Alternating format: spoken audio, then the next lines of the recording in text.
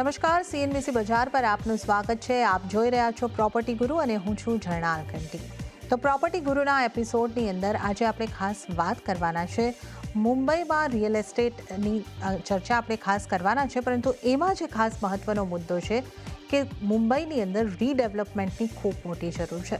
શા માટે રીડેવલપમેન્ટની જરૂર છે અને આ આટલી મોટી જરૂરિયાતને કઈ રીતે પહોંચી વળવાની છે એ અંગેની તમામ ચર્ચાઓ આપણે કરવાના છે. અને આ વર્ષે એક નવી પહેલ MCHI ક્રેડાઈ દ્વારા કરવામાં આવી રહી છે. રીડેવલપમેન્ટ માટે એક ખાસ એક્ઝિબિશનનું આયોજન કરવામાં આવી રહ્યું છે.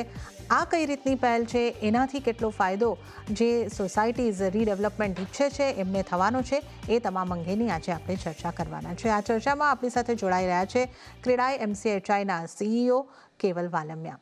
કેવલજી, સ્વાગત છે આપનું સીએનબીસી બજાર પર. અને આ ખાસ ચર્ચા આજે આપણે કરી રહ્યા છીએ કારણ કે આપણે સૌ જાણીએ છીએ કે મુંબઈની અંદર ચર્ચા એ થતી હોય છે કે પ્રોપર્ટી ઘણી મોંઘી છે.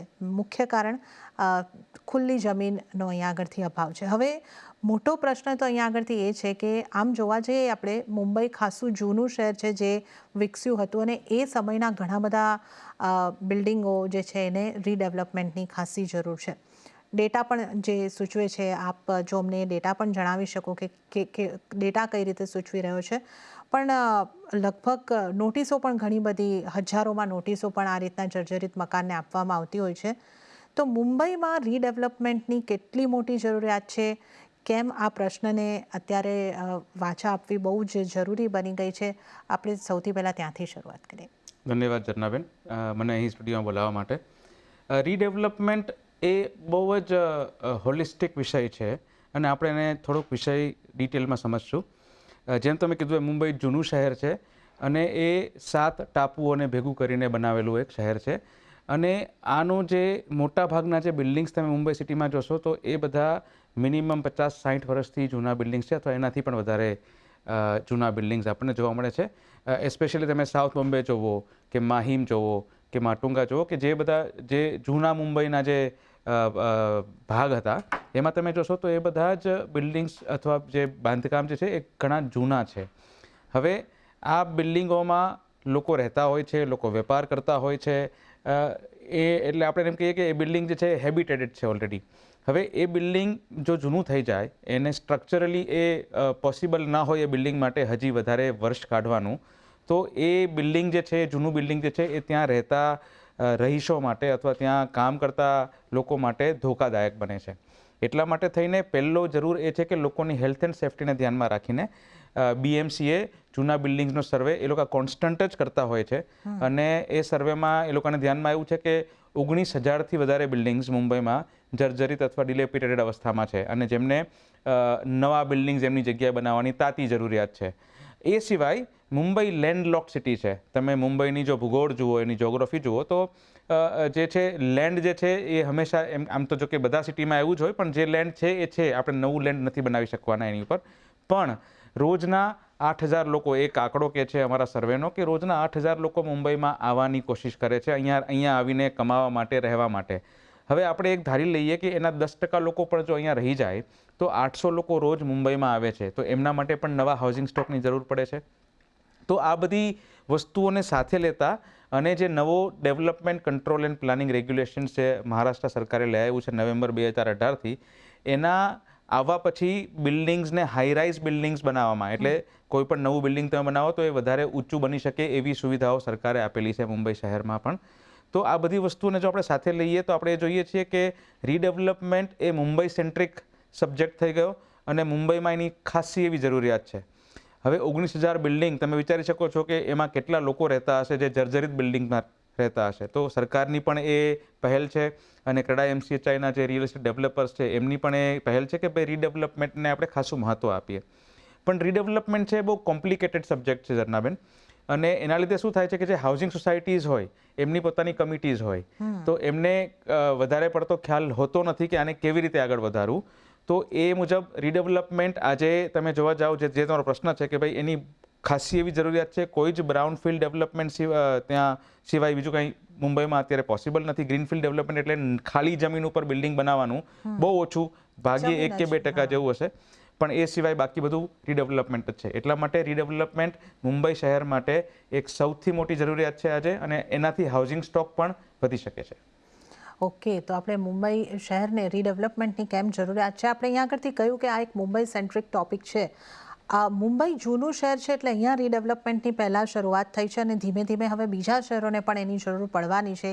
એક અમદાવાદમાં પણ રીડેવલપમેન્ટ અહીંયા આગળથી શરૂ થતાં આપણે જોઈ રહ્યા છે. તો ઘણું બધું છે કે આ બીજા શહેરો પણ મુંબઈ શહેરની આ જે પહેલ છે, આ જે રીડેવલપમેન્ટ જે રીતના થઈ રહ્યા છે એને લઈને અહીંયા આગળથી ઇનપુટ્સ લઈ શકે છે અને એક એમનો માર્ગ પણ સરળ બની શકે છે. તો આ પણ એક ખાસ હેતુ છે.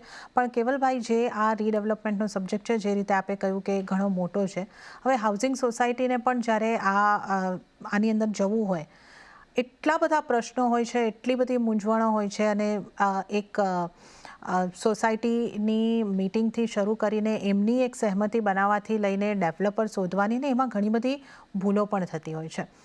તો સોસાયટી જ્યારે અહીંયા આગળથી ડેવલપર્સને શોધે છે, રીડેવલપમેન્ટ કરવાનું એ વિચારે છે અને ત્યાંથી એક્ઝિક્યુટ કરવાનું, ઘણા બધા પડકાર પણ વચ્ચે છે. કઈ રીતે એક સોસાયટીએ આગળ વધવું જોઈએ?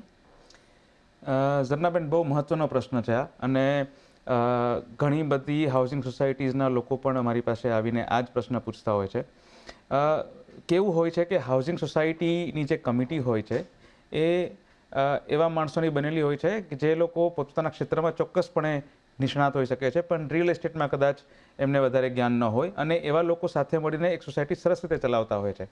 પણ આ રીડેવલપમેન્ટ જે વસ્તુ છે એ ક્યારે એમના મગજમાં આવે છે કે જ્યારે તમે મુંબઈમાં જુઓ તો ચોલ બિલ્ડિંગ્સ હોય અથવા બહુ જૂના જે બિલ્ડિંગ્સ હોય કે જ્યાં બિલ્ડિંગની જે સેફટી ઉપર જ જ્યારે ખતરો થાય ત્યારે તો કદાચ એવું થાય કે જે હાઉસિંગ સોસાયટીની જે કમિટી છે એને ધ્યાનમાં લઈ આવે. અને કાં પછી જ્યારે કોર્પોરેશન તરફથી નોટિસ આવે આપણને હાઉસિંગ સોસાયટીને, ત્યારે આપણને ધ્યાનમાં આવે કે આપણા બિલ્ડિંગને રીડેવલપમેન્ટની જરૂર છે. એટલે સૌથી પહેલી વસ્તુ મારા તરફથી તમારા ચેનલ દ્વારા હાઉસિંગ સોસાયટીઝને મારું એ કહેવું છે કે તમારી બિલ્ડિંગનું રેગ્યુલર નિરીક્ષણ કરતા રહો. કોઈ પણ એક સ્ટ્રક્ચરલ એન્જિનિયરને તમે રાખો એવરી 5 years. જો તમારું બિલ્ડિંગ 30 વર્ષથી વધારે જૂનું હોય તો એવરી 5 years અથવા એવરી 2 years એમને સ્ટ્રક્ચરલ ઓડિટ કરાવવું હંમેશાપણે અનિવાર્ય છે. એનાથી તમને ખબર પડશે કે તમારી બિલ્ડિંગની મજબૂતીમાં કેટલો ફરક પડ્યો છે, તમારું બિલ્ડિંગ કેટલું સક્ષમ છે અને એ રીડેવલપમેન્ટ માટે તૈયાર છે કે નહીં. એટલે સૌથી પહેલો મુદ્દો એ છે કે સ્ટ્રક્ચરલ ઓડિટ રેગ્યુલરલી હાઉસિંગ સોસાયટીએ કરાવવું જોઈએ. જ્યારે તમે રીડેવલપમેન્ટ માટે તૈયાર થાઓ છો, તમારી કમિટી સ્પેશિયલ જનરલ મિટિંગ દ્વારા અથવા એન્યુઅલ જનરલ મિટિંગ દ્વારા જ્યારે એક રિઝોલ્યુશન પાસ કરે છે કે આપણે રીડેવલપમેન્ટ માટે જવું જોઈએ, ત્યારે 3 મહત્વના મુદ્દાઓ અથવા પરિબળો તમારા ધ્યાનમાં આવે. એક તો તમારી પાસે એક સરસ મજાનો એડવોકેટ હોવો જોઈએ, એક સરસ મજાનું PMC એટલે પ્રોજેક્ટ મેનેજમેન્ટ કન્સલ્ટન્સી હોવી જોઈએ, અથવા એક આર્કિટેક્ટ હોવો જોઈએ. આ લોકો તમારી સાથે બેસી અને તમને સમજાવી શકશે કે રીડેવલપમેન્ટના કેટલા પ્રકાર છે.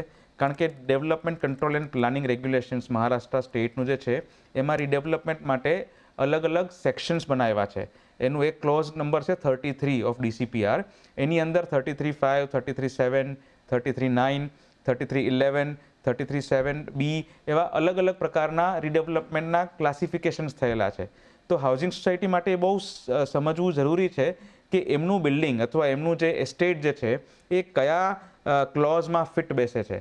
અને એ ક્લોઝમાં જે ડેવલપર્સ, જે રિયલ એસ્ટેટ ડેવલપર્સ કામ કરતા હોય, ફોર એક્ઝામ્પલ તમારું ક્લસ્ટર ડેવલપમેન્ટમાં તમારી પાસે 4-5 સોસાયટીનું એક એસ્ટેટ છે અને એ બધા જ ભેગા મળીને જો તમે રીડેવલપમેન્ટમાં જતા હોય તો તમારે ક્લસ્ટર રીડેવલપમેન્ટ ઉપર જવું જોઈએ. તમારી પાસે એક સ્ટેન્ડ એલોન બિલ્ડિંગ હોય તો સ્ટેન્ડ એલોન બિલ્ડિંગ છે તો એ 33(5) અથવા 33(9) જવું હોય તો એ તમને હાઉસિંગ સોસાયટી તરીકે તમને બધાને ખબર હોવી જોઈએ કે કયું સબસેક્શન તમારા માટે ઇમ્પોર્ટન્ટ છે. એ તમને કોઈ PMC અથવા કોઈ એડવોકેટ અથવા કોઈ આર્કિટેક્ટ સરસ રીતે સમજાવી શકે. એક વખત આ સમજણ આપણી પાસે આવી ગઈ એઝ અ હાઉસિંગ સોસાયટી, પછી આપણે આપણા રેસિડેન્ટ મેમ્બર્સને પણ આની જાણ કરવી જોઈએ, કારણ કે એ પણ આપણા જ મેમ્બર્સ છે સોસાયટીના. અને પછી સર્વસહમતિથી આપણે ટેન્ડર્સ પાસ કરવા જોઈએ, ટેન્ડર્સ મૂકવા જોઈએ બજારમાં કે જ્યાંથી ડેવલપર્સ તમારી સોસાયટીનો અપ્રોચ કરી શકે અને તમને અલગ અલગ ઓફર્સ અને તમને પ્લાન બતાવી શકે. આ જો આપણે રસ્તો ન લઈએ તો પછી આપણે ભૂલો કરવાની આપણી જે પોસિબિલિટીઝ છે, જે પ્રોબેબિલિટીઝ છે એ વધી જાય છે. ઓકે, તો આ તમારે અહીંયા આગળથી ખાસ ધ્યાન રાખવાનું છે કે તમારું બિલ્ડિંગ 30 વર્ષથી જૂનું છે તો તમારે એનું સ્ટ્રક્ચરલ ચેક સમયે સમયે સતત કરાવતા રહેવું પડશે અને જ્યારે તમને આ ચેક પરથી ખબર પડશે કે તમને હવે રીડેવલપમેન્ટમાં જવાની ખાસી જરૂર છે અને ખાસ એ વાત ધ્યાન રાખજો કે બીએમસીની નોટિસ આવી જાય ત્યાં સુધીની રાહ ન જોતા આ પહેલાં તમારે એઝ અ સોસાયટી આ નિર્ણય લેવાનો રહેશે અને એની અંદર અહીંયા આગળથી તમે આગળ વધીને ઝડપથી તમારું રીડેવલપમેન્ટ કરાવી શકો છો અને એની પ્રોસેસમાં એડવોકેટ, પીએમસી અને આર્કિટેક્ટને તમારે સાથે રાખવાના છે તો એ તમને કયા સેક્શન, કયા સબસેક્શનની માહિતી અહીંયા આગળથી આપશે. હવે કેવલભાઈ, પ્રશ્ન એ પણ છે કે સેક્શન, સબસેક્શન આ બધાની અંદર છે, સોસાયટીને તો એટલી જાણકારી નહીં હોય સ્વાભાવિકપણે, અને આ જે આપે જણાવ્યું કે એડવોકેટ, પીએમસી અને આર્કિટેક્ટ અહીંયા આગળથી જણાવે. હવે ઘણી વખત જ્યારે સોસાયટી આ રીતે કરવા જાય છે એમાં એવું થાય છે કે ઘણી બધી સમસ્યા આવે છે. કોઈક કારણસર એ રીડેવલપમેન્ટ વચ્ચેથી અટકી જાય છે, શરૂ નથી થતું, કોઈક વખત એ સ્ટ્રક્ચરને તોડ્યા બાદ અટકી જાય છે. ઘણા બધા પડકાર છે. તો મારે એ સમજવું હતું કે એક સોસાયટીને કેટલા પડકાર આની અંદર આવતા હોય છે અને ડેવલપર્સ માટે પણ આવા પ્રોજેક્ટને કરવા એક પડકાર હોય છે. તો જો આપણે સમજી શકીએ બંને સાઇડને કે બંનેને માટે કઈ કઈ ચેલેન્જીસ છે. ઝરણાબેન, આપણે કદાચ બજારમાં જઈએ, એક આજે શર્ટ લેવા જાઓ તમે અથવા તમે એક સાડી લેવા જાઓ તો પણ તમે એને 10 વાર ચકાસો છો કે નહીં? હા. તો જો આપણે આજે આટલા મોટા બિલ્ડિંગનું રીડેવલપમેન્ટની જો વાત કરતા હોય તો તમને નથી લાગતું કે આપણે ખાસી તકેદારી રાખવી જોઈએ પ્રોસેસને ફોલો કરવામાં, ડેવલપર્સને ચૂઝ કરવામાં અને બાકી બધી વસ્તુમાં પણ? આ એક મહત્વની વસ્તુઓ છે કે જે દર વખતે આપણે ભૂલ ખાતા હોઈએ છીએ. આ વસ્તુમાં આપણે એની પર પૂરતું ધ્યાન નથી દેતા હોતા. સો તમે જેમ કીધું એમ કે શું તકેદારી રાખવી જોઈએ, તો જ્યારે પણ મેં તમને પહેલાં તમને એ મેં સજેશન આપ્યું કે તમે એક વકીલ, પીએમસી અથવા એક આર્કિટેક્ટની વરણી કરો, એમનું તમે નિયુક્તિ કરો તમારી સોસાયટી માટે, તમને સલાહ આપે. પણ એ સલાહને પણ તમારે બ્લાઇન્ડલી અનુસરવાની નથી. જ્યારે તમારી પાસે ડેવલપર્સનો અપ્રોચ થાય, જ્યારે ડેવલપર્સ તમારી પાસે આવે તમારી સોસાયટી માટે રીડેવલપમેન્ટની તમને ઓફર આપે, ત્યારે એ ઓફરમાં શું શું છે એ તમારે ધ્યાનથી સમજવું પડે. તમારી કમિટી સિવાય તમારા જે રેસિડેન્ટ મેમ્બર્સ જે છે બધા, એમની સાથે પણ એ પ્લાન, એમની જે ઓફર્સ છે એ મુક્તપણે ખુલ્લા મનથી ચર્ચા કરવી જોઈએ. એની ઉપર 1, 2, 3 મિટિંગ્સ પણ કદાચ થાય તો એ કરવી જોઈએ અને બધાને સમજાય પછી એમાં આપણે આગળ વધવું જોઈએ. હું તમને એક ક્લાસિક એક્ઝામ્પલ આપીશ. હમણાં જ એક સોસાયટી મારી પાસે આવી હતી અને એમણે 2012માં એક ડેવલપમેન્ટ એગ્રીમેન્ટ કરેલું હતું રીડેવલપમેન્ટ માટે અને હજી પણ એ રીડેવલપમેન્ટનું કામ શરૂ નથી થયું. જ્યારે મેં એ ડોક્યુમેન્ટ ચકાસ્યા ત્યારે મેં જોયું કે જે રીડેવલપમેન્ટનું એગ્રીમેન્ટ જે ડેવલપર સાથે કરેલું હતું એ કોઈ કંપની જ નથી, એક માણસના નામે રીડેવલપમેન્ટ એગ્રીમેન્ટ કરેલું હતું અને એમની કોઈ કંપની નથી, એમનું કોઈ પેન કાર્ડ નથી કંપનીનું, એમનું કોઈ રિયલ એસ્ટેટની હિસ્ટ્રી નથી ડેવલપમેન્ટની. તો મેં એમને પૂછ્યું કે તમે કેવી રીતે આ માણસ સાથે તમે ડેવલપમેન્ટ એગ્રીમેન્ટ કર્યું? તો કે અમને ખબર નથી, અમને તો જે પીએમસીએ જે સજેસ્ટ કર્યું એ અમે કર્યું. હવે આ એક મૂળભૂત ભૂલ છે જે આપણે હંમેશા કરતા હોઈએ છીએ. તમે ચકાસો, તમે પોતે ચકાસો, તમને સજેશન્સ તો ઘણા બધા આવશે અને તમારે શું ચકાસવું જોઈએ?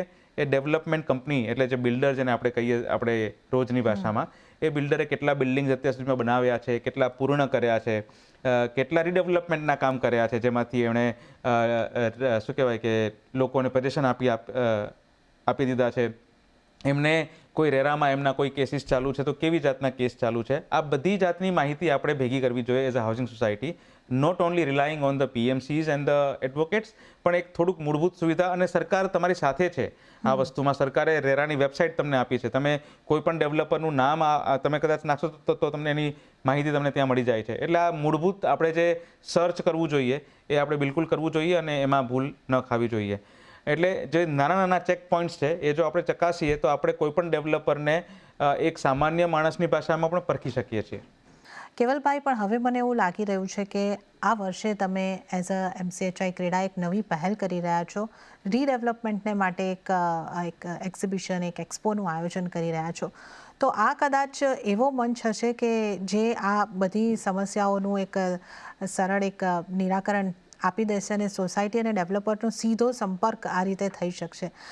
કઈ રીતે તમારી અહીંયા આગળથી આ એક્ઝિબિશનને કઈ રીતે તમે પ્લાન કર્યું છે, કેવી આશા અપેક્ષા રાખી રહ્યા છો, કઈ રીતની આને માટે આપનું આયોજન છે?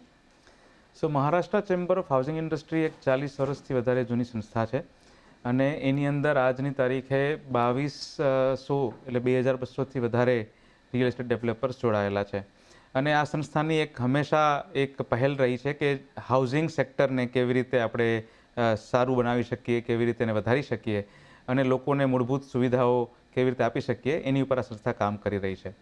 જેમ આપણે પહેલાં ચર્ચા કરી કે રીડેવલપમેન્ટ એ મુંબઈનું આજ એક બહુ મહત્ત્વનું અંગ બની ગયું છે, તો એને આપણે કેવી રીતે ડેવલપ કરીએ એની ઉપર ખાસી એવી ચર્ચા વિચારણા MCHI તરફથી ચાલી રહી હતી. અને આ પહેલું એવું એક્ઝિબિશન છે ક્રેડા MCHI દ્વારા, અને મુંબઈનું પણ પહેલું એવું એક્ઝિબિશન છે કે જે ફક્ત રીડેવલપમેન્ટ ઉપર ફોકસ કરી રહ્યું છે. અને આ પ્રક્રિયાને સરળ અથવા જટિલ બનાવવાની કામગીરી નથી. આ એક એવું પ્લેટફોર્મ છે કે જ્યાં હાઉસિંગ સોસાયટીઝને ડેવલપર્સ સાથે મળાવવામાં આવશે. એમને આ જે EODR એટલે ઇઝ ઓફ ડુઈંગ રીડેવલપમેન્ટ કરીને જે એક્ઝિબિશન આપણે ક્રેડા MCHI કરી રહ્યું છે, એમાં 40થી વધારે ડેવલપર્સ અને જે ટોપ રેટેડ ડેવલપર્સ છે મુંબઈના, એ એમાં ભાગ લઈ રહ્યા છે.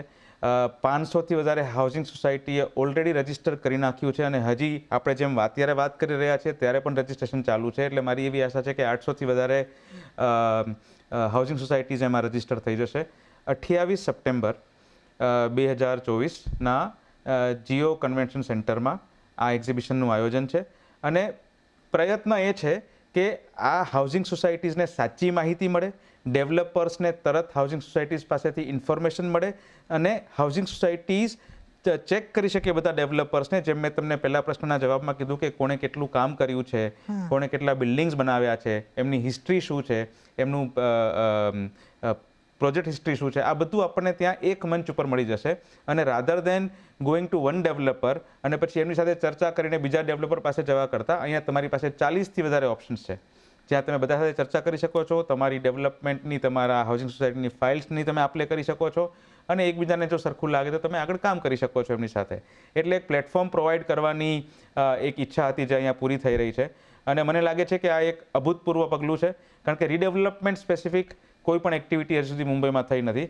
અને મને સરકારનો પણ આભાર માનવો છે, કારણ કે આ જે અમારો પ્રયત્ન છે ease of doing redevelopment in Mumbai, A BMC દ્વારા એટલે મુંબઈ મહાનગરપાલિકા દ્વારા સપોર્ટેડ છે, MHADA દ્વારા સપોર્ટેડ છે અને SRA એટલે જે સ્લમ રીડેવલપમેન્ટ ઓથોરિટી જે છે એમના દ્વારા પણ આ સપોર્ટેડ છે. તો એમના પણ ઓફિસર્સ ત્યાં આવે છે. જ્યાં સુધી અત્યારે આજના દિવસ સુધીનું જે કન્ફર્મેશન છે તો BMC કમિશનર શ્રી કગરાણી ત્યાં આવવાના છે. MHADAના જે VP અને CEO છે શ્રી સંજીવ જયસ્વાલ, એ ત્યાં આવીને લોકોને સમજાવવાના છે કે કેવી રીતે રીડેવલપમેન્ટ આપણે કરી શકીએ. અને ચીફ મિનિસ્ટર સાહેબ પણ ત્યાં આવવાના છે.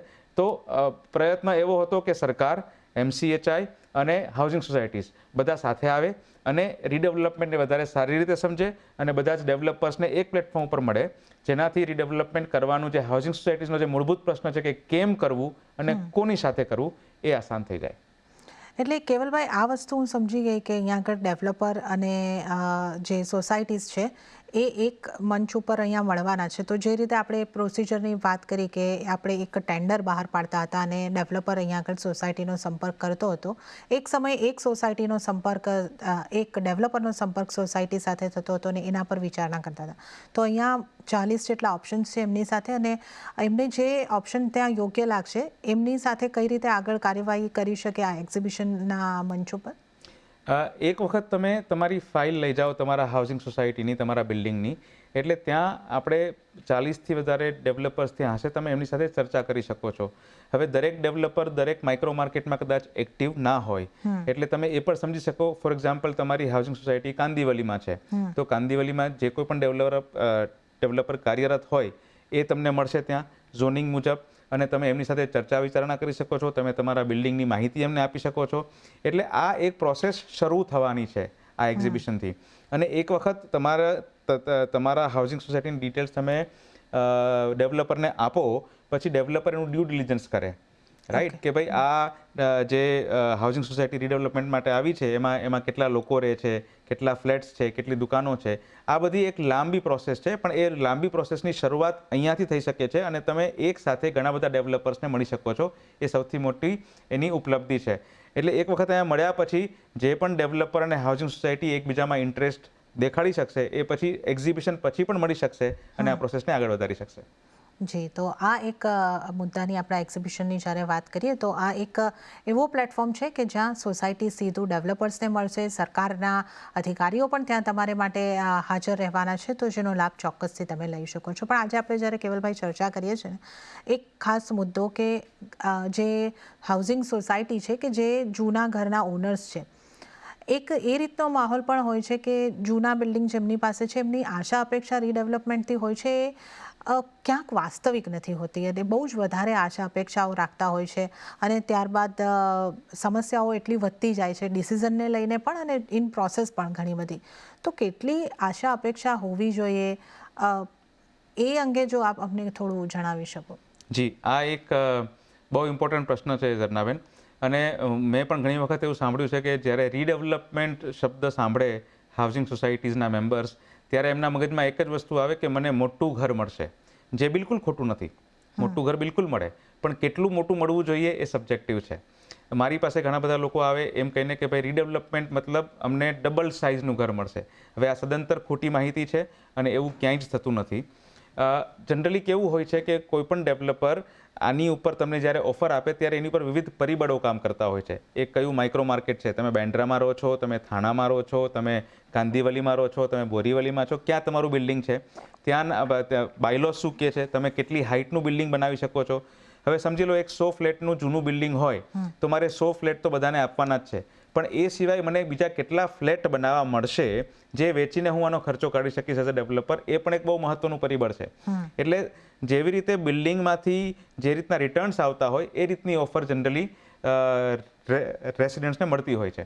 હવે એમાં આપણે કોઓપરેટિવ હાઉસિંગ સોસાયટી, આ વર્ડમાં કોઓપરેશન બહુ મહત્વની વસ્તુ છે અને બધાએ સાથે મળી અને એક કન્સેન્સસ લેવું જોઈએ અને જે બેસ્ટ ઓફર તમારી પાસે હોય એ ઓફરને તમારે સિલેક્ટ કરી એ ડેવલપરની હિસ્ટ્રી ચકાસીને આગળ વધવું જોઈએ. લાલચમાં જો આપણે રહીશું તો કદાચ મોડું થશે અને મોડું થવાથી બિલ્ડિંગની સેફટી જોખમાશે અને બિલ્ડિંગની સેફટી જોખમાતા એમાં જે રેસિડન્ટ્સ રહેતા હોય છે એમના પણ જાનમાલનું નુકસાન થાય, એ વધારે મહત્વનું છે, એ ધ્યાન રાખવું જોઈએ. જી, તો આ એક ખૂબ જ રસપ્રદ ચર્ચા આજે આપણે કેવલ વાલેમિયા સાથે અહીં આગળથી કરી છે. તમારા સોસાયટીને, તમારા બિલ્ડિંગને રીડેવલપમેન્ટની જરૂર હોય તો એની કઈ રીતે તમારે આગળ વધવાનું છે અને તમારી પ્રોપર્ટીની સેફટી, તમારી પોતાની સેફટી, તમારા પરિવારની સેફટી, આ બધાનો આધાર તમારી આ જાગૃતતા ઉપર રહેલો છે. તો ખાસ ધ્યાન રાખો કઈ રીતે રીડેવલપમેન્ટ માટે આગળ વધવું એની અહીં આગળથી આપણે ખાસ ચર્ચા કરી અને આ એક એક્ઝિબિશન જે મુંબઈની અંદર થવાનું છે એનો પણ તમે મુલાકાત લઈને અહીં આગળથી આ પ્રક્રિયામાં આગળ વધી શકો છો. ત્યારે જ કેવલભાઈ, ખૂબ ખૂબ આભાર, આપ અમારી સાથે જોડાયા અને આ ચર્ચામાં ભાગ લીધો. આપનો ખૂબ ખૂબ આભાર. Thank you.